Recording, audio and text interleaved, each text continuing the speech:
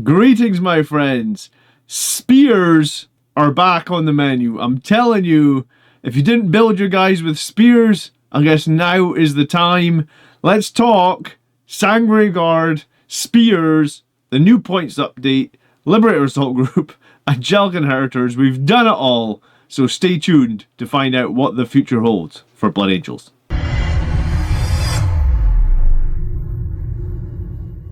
So hello and welcome back to the channel. If we are just meeting, my name is John. Every week we're going to tell you how to get the most out of your Blood Angels, and it really does look like spears for the Sanguinary Guard are back on the menu. I do have one important question. If spears are on the menu, how do orcs even know what a menu is? No one dissected that when they saw that back in Lord of the Rings. Like, what restaurant have these guys been going to and getting menus? Anyway, I digress. Let's talk about what changed with Sanguinary Guard, right? Finally, we're going to hit on some 2s. And also, finally, the spears are going to get a bonus attack. So, weapon skill up 1 on both profiles. Spears up 1 attack. Points did go back up. And I just want to touch on like how interesting Sanguinary Guard have been this edition, right? Like, if you go back and look in the codex, they were 150 or 300 for 3. Pretty wild, right?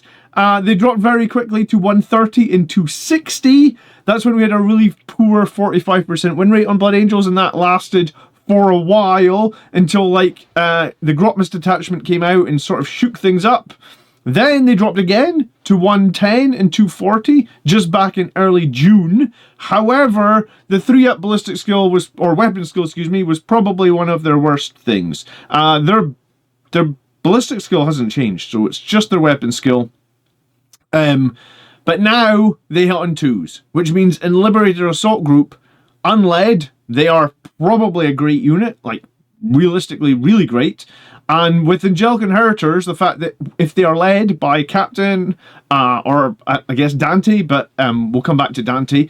If they're led by Captain or Dante, they're gonna reroll 1s to hit. So if you hit on 2s and reroll 1s, that is a 97% chance to hit. So that is a 20% increase from last time around when you hit on 3s and rerolled 1s. So it's a huge buff for hit chance on these Sanguinary Guard.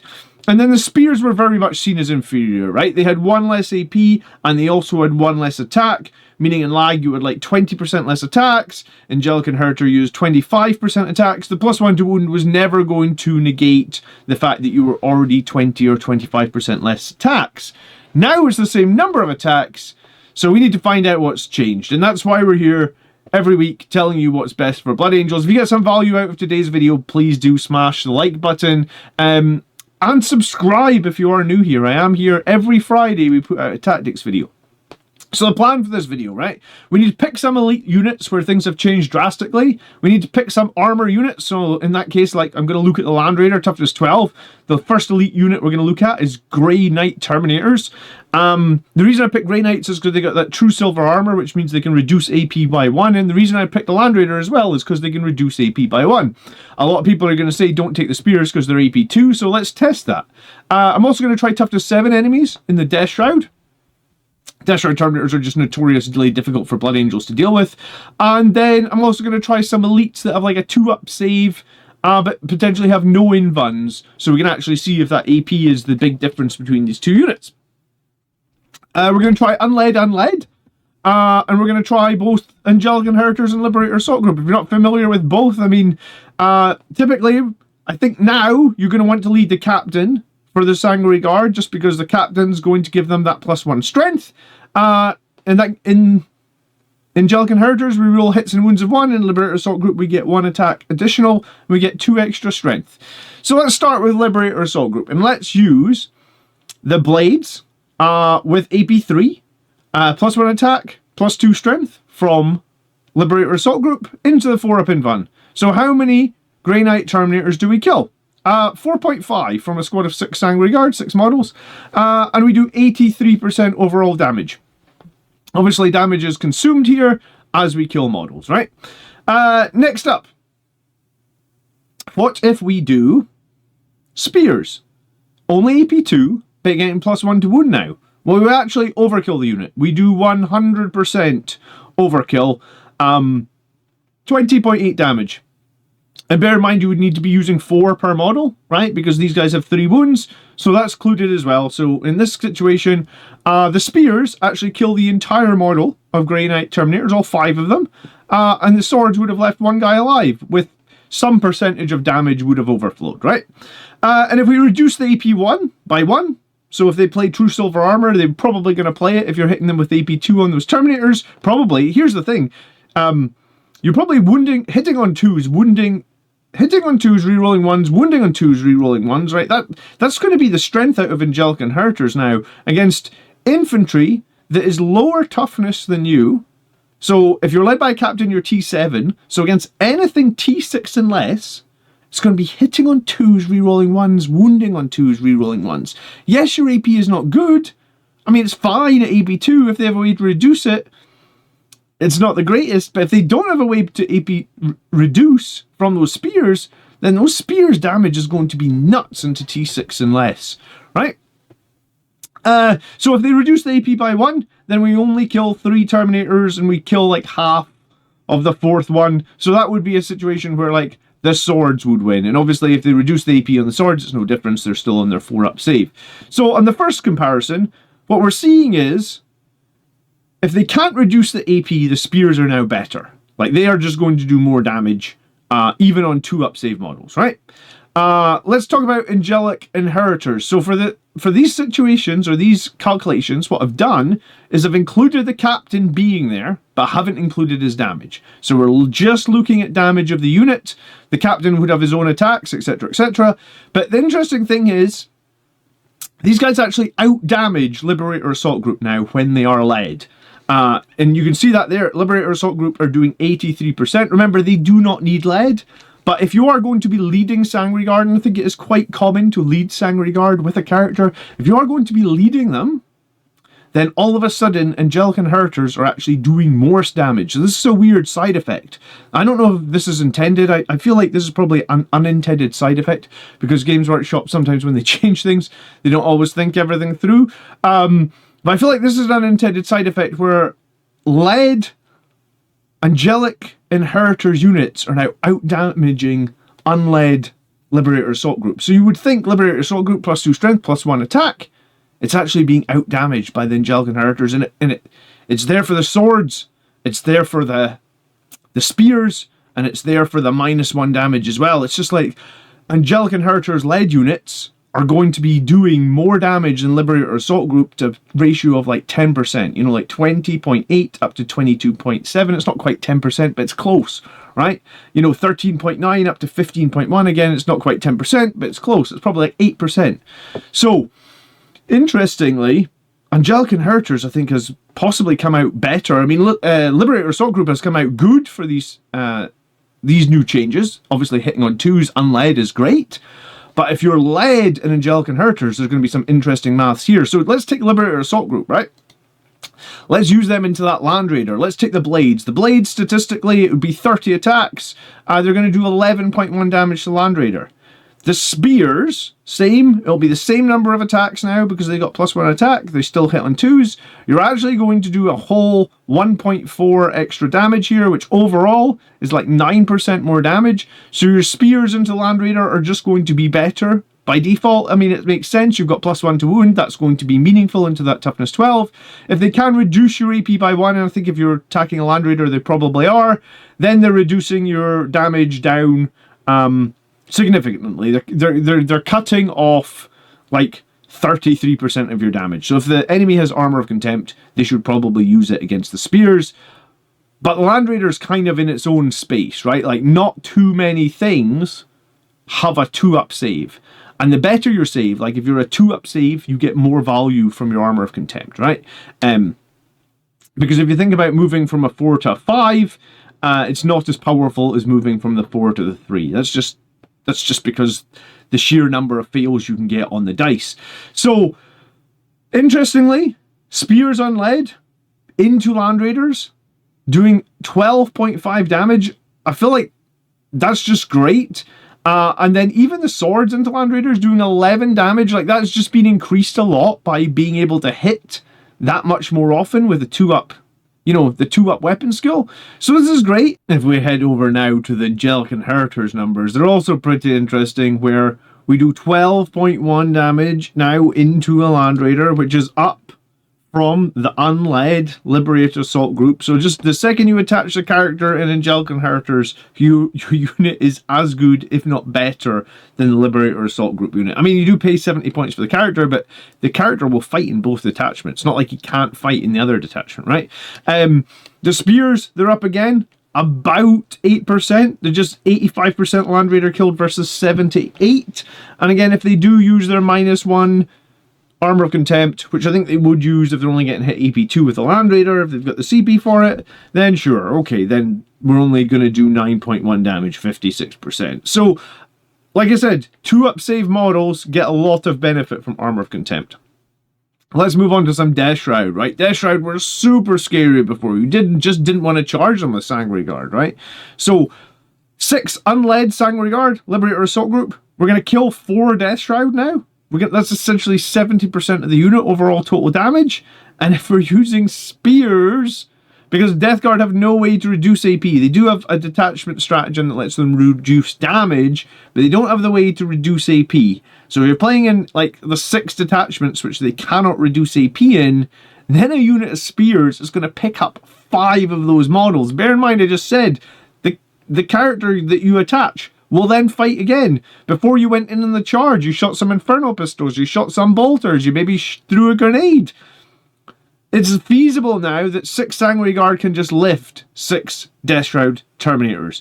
And that's Liberator Assault Group. Is this going to be better in Angelic Inheritors? No, unfortunately not. And I think this is the one case in all the stuff that I did where Liberator Assault Group is better. And the reason Liberator Assault Group is better is the Strength 8 means that you will wound on 3s and the Spears will wound on 2s. So your Spear unit into the Deathshroud is hitting on 2s, wounding on 2s. Whereas your Angelic Inheritors unit is only Strength 7. So this unit is wounding on 4s but rerolling 1s. This unit is wounding on 3s, rerolling 1s. I mean, wounding on 3s, rerolling is not bad. And like, killing 4.5 Deathshroud on a single charge before your character has even fought is also really not bad. You're not going to need, if you're using Spears now, you're not going to need the CP for a Red Rampage or Focus Fury, whatever detachment you're in. So potentially you can just throw a grenade. Like, you throw a grenade here before these Sanguinary Guard and Angelic Inheritors go in. They'll lift 5, probably. And then the captain can fight to potentially lift the 6. So you're charging in, and what you're going to leave the opponent with? A single character, maybe? That's leading the Deathshroud. 3-man Deathshrouds, they're going to lose the whole 3-man Deathshroud and the character in a single charge. And I mean, this is a big difference. Big difference, just increasing that weapon skill by 1. I did want to say, I did do some maths on the toughness, Strength 6 into Toughness 12, and basically Strength 6 into Toughness 12 halves all these numbers for Angelic Inheritors. And that's why I think in Angelic Inheritors it's so important to have the Captain, because the Captain into Land Raider, he's changing those blades from 6 damage to 12. He's changing those spears from 7 damage up to 13.6. It's so important to be Strength 7 if you can on the charge and Angelic Inheritors. Another cool thing is if you're leading a unit in Angelic Inheritors, you have fallback in charge, so you never need to fight at Strength 6. In Liberator Assault Group, you might need to fight at Strength 6 because you might not have CP to fall back in charge, right? But in Angelic Inheritors, assuming you're led, you just fall back, shoot in charge every turn, and that's how you should play that detachment. So let's talk about Ironkin Steeljacks. This is the new Volkite unit from Votan. They are T6 and they have a 2-up save and they have 3 wounds. So these guys look like they would be a perfect example, right? 2-up save, but we should be wounding them pretty good based on what we talked about already in this video. So 6 Sanguinary Guard, unled, Liberator Assault Group, we're killing 5.5 of them. And if we go in with the Spears, because I guess their save would be better, but our wound roll would be slightly better, we're still killing 5. It's just a little bit less. So Spears a little bit worse in this situation. And then if we take the Encarmine Wrath, back in Inheritors, and Inheritors we will lift the whole unit with the swords. I guess just because we're re-rolling, like, our hit chance is just so good, our wound chance is wounding on 3s because of the captain, re-rolling 1s, and then the spears, it's going to be hitting on 2s, re-rolling 1s, wounding on 2s, re-rolling 1s, but they do get a better save, so potentially we're only killing 5 out of 6 units. But the thing about, like, I think the thing to emphasize is, like, Sanguinary Guard, led by a captain, get a free stratagem anyway, and now that free stratagem doesn't need to be Focus Fury on the spear unit. You know, it'd be very feasible to take a unit of swords and a unit of spears, and the spear unit are just going to be not needing your stratagems, and your other unit, the swords, can just use that stratagem all the time. And that actually opens up a ton of options, because you see how much extra damage that we're doing by having that +1 to wound here, right? So by having that +1 to wound in the same number of attacks, Focus Fury, which in Angelic Inheritors is +1 to wound and lethal hits, is just going to be bonkers. And the thing about that is you're just going to get so many more lethals, because basically you're always re-rolling all your misses, right? You hit on 2s, re-rolling 1s. So every single potential miss could be potentially a lethal hit. So, what's the conclusions here? And there is a couple of big conclusions we need to take away. What we have is a pretty considerable buff, right? And I think the spears are a very interesting option. So the 5-man has increased 13% in points, the 6-man has increased 8% in points, but changing the weapon skill base from 3 to 2 is significant, right? Lag unled, there's a 16% increased chance to hit. Angelic Inheritors led, that's a 20% increased chance to hit. Obviously it would be the same 16.6 if we're looking at unled Inheritors to unled Inheritors, but I don't think anyone's doing that. The reason you take Inheritors is you lead them with characters. Combined with the massively improved spear profile, which essentially gets round with one of the biggest weaknesses that both detachments have, right, which is the ability to only use your Red Rampage once per turn. Now you can use that Red Rampage or Focused Fury where on the Blade unit, and you can take a spear unit, and the spear unit is just going to be kind of awesome as well. Assuming your opponent can't reduce your AP, then spears are stronger against terminators at T5 and at T7, and land raiders at T12. So, and this is all 2-up save stuff. So spears are going to be even stronger against 3-up save stuff, and if they just can't reduce your AP at all, then spears are just great. Swords are only going to be stronger into units that have no invuln. And the bonus that the swords actually have, like, base is only 6% now. So before it was massive, right? We talked at the start of the video about having, like, it would have been 6% plus that 20% or 25% extra attacks. So there was just no competition before. Now spears are totally viable. And the part 2, the conclusion, is Liberator Assault Group versus Angelic Inheritors, right?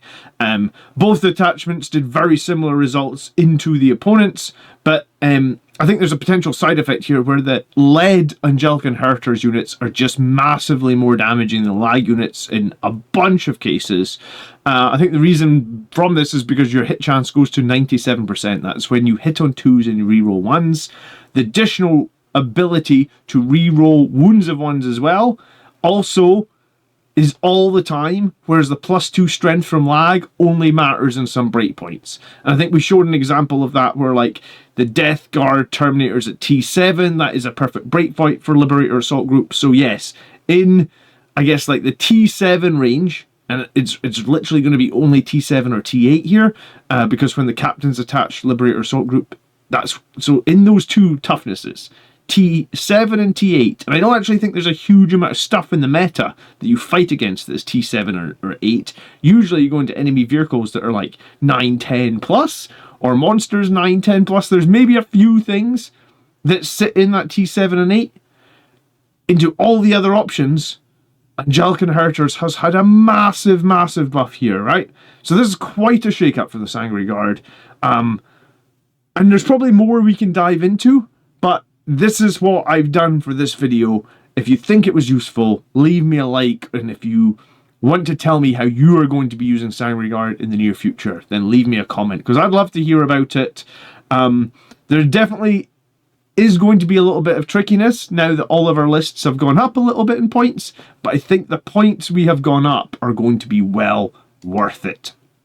If you enjoyed this video, then last week I made this video about a tournament winning list that included a Sanguinary Priest, which is very unheard of. If you want to support the channel, then there's links to join on YouTube, Patreon, or any of your, if you're buying any Warhammer models, use the links down below to the various affiliates. It all does help ever so much. Thank you for watching to the end of the video. You guys who are here every week, I wouldn't have this channel without you, so I do appreciate it. You guys have a great weekend. Let me know how you got on with these new Sanguinary Guard. I am excited to try them next week. I'm actually playing Death Guard, so it should be the perfect test. Guys, see you soon. By the blood are made strong. Peace.